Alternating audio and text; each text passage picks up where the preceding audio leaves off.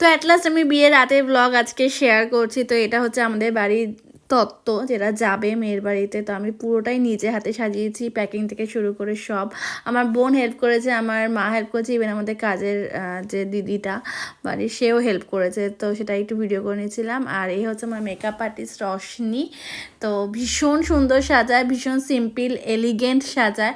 আর এই আয়নাটা দেখে চিনতে পারছো, সেই নিউটনের আয়নাটা নিয়ে এসেছি বাড়িতে। তো আমরা সেজে গুজে অ্যাট লাস্ট বেরোই। আর আমার যে শাড়িটা দেখছো, ওটা আমি আমারই স্কিন কেয়ার যার থেকে নিয়েছি, সেরা চক্রবর্তী, ওর থেকে নিয়েছিলাম। গাজ্জি সিল্ক, কালারটা দারুণ ছিল।